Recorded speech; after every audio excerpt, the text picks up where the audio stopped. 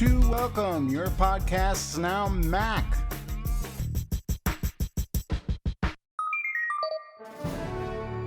There are those who claim that we would have proof of the existence of the Yeti before we ever catch a glimpse of a white iPhone. Today, Apple proves them wrong. Too much, you think? Anyway, Apple Insider reports that analyst Brian White with Ticonderoga Securities said yesterday that he sees the long-delayed white iPhone 4 playing a meaningful role in pushing iPhone sales even higher. Earlier this week, White had predicted that a mystique surrounding the device could lead to strong sales following a 10-month delay. Quote, "This delay has created a certain mystique and scarcity value around the white iPhone 4 that we believe could drive incremental iPhone 4 purchases in the range of 1 million to 1.5 million units per quarter until the iPhone 5 potentially comes to market in September." And when you have the momentum, it seems to just keep on rolling. The mighty beard at the Loop adds that Apple is reportedly testing its iPhone on the T-Mobile network. According to a BGRcom report yesterday, Apple is testing a new prototype iPhone specifically designed for T-Mobile. The report also notes that the phone is running at least a test version of iOS and has internal app test apps installed. Now remember, back to March, AT&T said it had acquired T-Mobile for $39 billion US. The company said its customers and T-Mobile's customers will see improved service and voice quality because of the deal due to additional spectrum and increased tower density. During the Apple results call last Wednesday, we listened as the number for cash and cash equivalents figure was announced. That number was $65.8 billion US. Now, the first question that most of us probably thought was, what could Apple do with all that money? The unofficial Apple weblog says that a Simco analyst, Horace Dedew, not only did a breakdown of the sources of that cash, but did some comparisons to show just how huge that stash is, which only consists of $15 billion in cash, about $14 billion in short-term marketable securities, and the rest, about $37 billion, in long-term marketable securities. That makes Apple's folding money worth half of Google's enterprise value.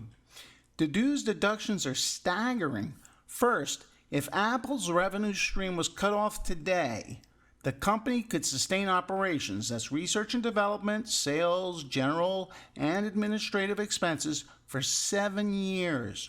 Or those funds place Apple's CFO office into the top 100 of fund managers in the world, bigger than any hedge fund manager.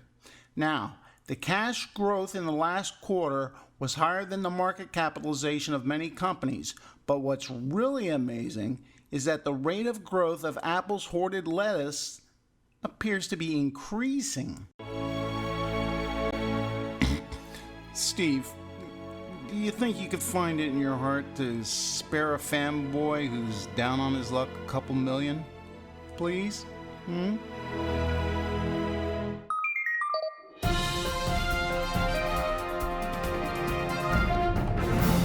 Truth triumphs fiction! And Facebook has stepped into it once again. They've canceled the account of Kate Middleton.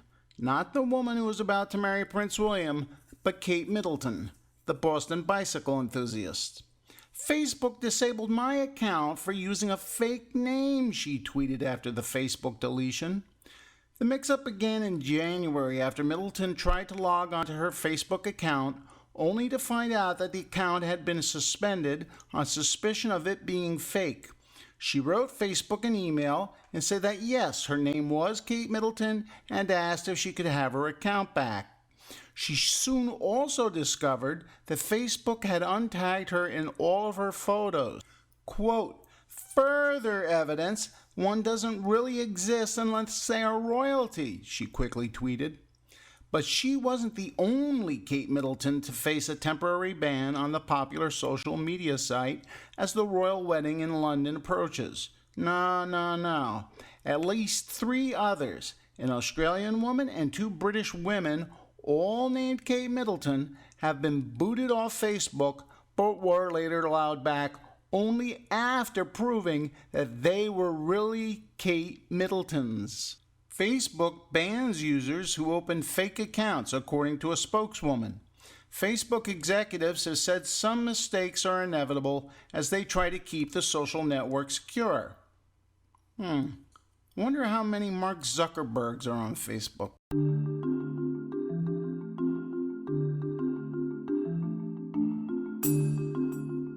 And so goes the penultimate weekday in the Magic Apple Kingdom, boys and girls.